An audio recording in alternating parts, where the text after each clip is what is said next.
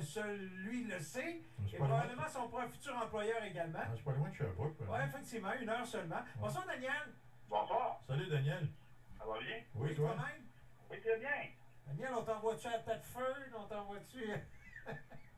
Où vous voulez m'envoyer?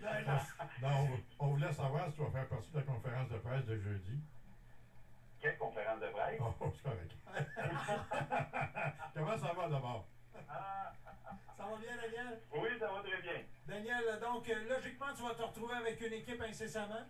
Oui, ben, écoute, je pensais bien pouvoir m'en revenir dans une équipe de hockey, là, évidemment. Puis actuellement, il y a des bonnes discussions. Il reste à savoir où ça va aboutir, mais il y a des discussions actuellement avec quelques équipes. Alors, c'est fun pour ça. T'aimes ça nous faire chercher, hein? Non, c'est vraiment la raison. OK. Bon, OK. Quand est-ce, avec toutes ces formations-là avec lesquelles tu discutes, à partir de quel moment tu penses d'être fixé?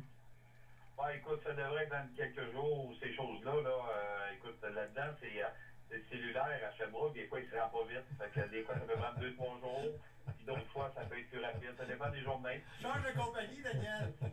Dans la charge de compagnie, oui, c'est ça, je suis en train de regarder actuellement. Ouais. On verra. Daniel, tu as été sûrement au courant de savoir qu'est-ce qui se passe au niveau de la LCH, pardon, la nord-américaine.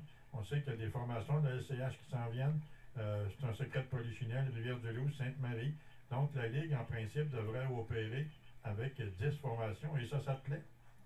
Ben, écoute, ce qui me plaît, c'est que la Ligue nord-américaine existe toujours. Puis, je dirais qu'elle est beaucoup plus solide qu'elle était. Et ça, je trouve ça le fun pour les propriétaires actuels ou ceux qui ont travaillé à mettre sur place une bonne ligue.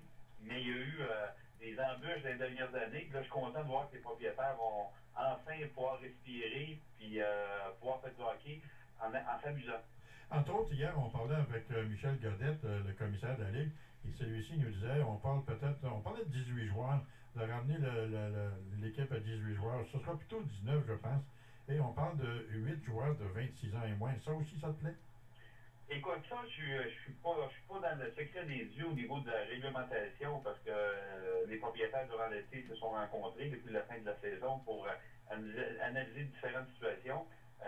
Moi, ce que je souhaite, c'est qu'il y ait une ligue. Puis si c'est 8-25 ans ou 4-25 ans ou qu'importe la réglementation, on s'ajustera tout simplement puis on s'en mesure. Mais on sait une chose, avec la fin peut-être de la LCH, il va y avoir sûrement une centaine de joueurs qui n'auront pas d'emploi dans le hockey cet hiver. Alors, il y a des joueurs qui vont être obligés peut-être de diminuer leur demande salariale pour pouvoir au moins en avoir parce que c'est une centaine de joueurs de disponibles, il va y avoir beaucoup d'espace pour les joueurs de hockey. Chose certaine, c'est que ça va faciliter le travail des entraîneurs, force est d'admettre. Je dirais les DG, parce que les DG, c'est eux qui ont à négocier et à essayer de trouver des joueurs. Pour l'entraîneur, ben écoute, l'entraîneur va prendre ce que le DG lui apporte. Si c'est un joueur qui coûte moins cher, mais qui respecte le plafond, et on va pouvoir. Je pense que la Ligue va peut-être prendre un pas de recul, comme sans vouloir avec des champs, mais je pense à un pas de reculon, mais probablement que ça va être un projet qui va durer des années. Puis là, on peut penser peut-être à beaucoup plus l'avenir de la Ligue, puis à l'avenir d'un produit de haute qualité, mais à des salaires beaucoup plus raisonnables. Chose certaine, c'est que le joueur qui menaçait dans le passé, si ça ne fait pas dans ton affaire, je vais aller jouer ailleurs, cet argument-là, il l'a plus, là. Ben, on va y laisser pareil. Ouais. On va probablement y laisser pareil, sauf que ça va être lui à chercher notre ligue, puis là, ça va être des déménagements, ça va être des... Non, je pense que c'est une bonne chose pour le hockey senior au Québec, que les joueurs aient plus cette force de manœuvre-là.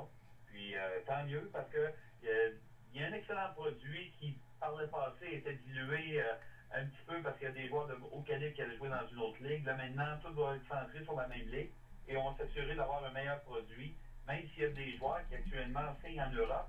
Mais je pense que toutes les équipes vont en perdre un petit peu, mais il y a quand même d'excellents joueurs dans la NCA qui vont pouvoir embarquer, puis le produit va être aussi intéressant pour les spectateurs et les propriétaires. Et ce que ça me fait penser, cette situation-là, puis ben, tu dois t'en rappeler, Daniel, moi j'étais très jeune, Jean-Claude doit s'en rappeler aussi, mais...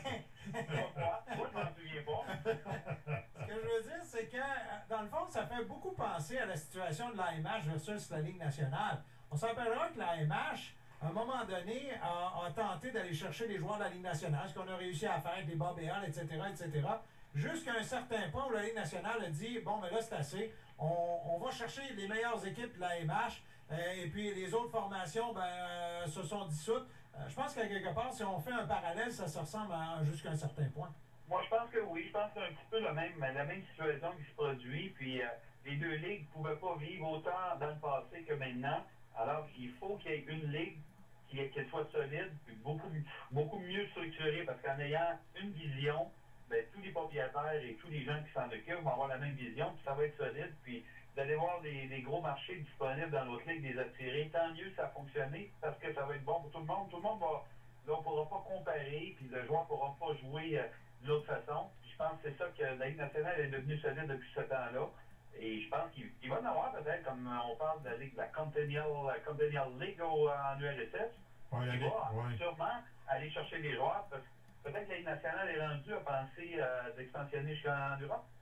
Oui, sûrement, parce qu'il y a une compétition quand même assez féroce. Et on sait que du côté de la Russie, là-bas, ils ont énormément de sous.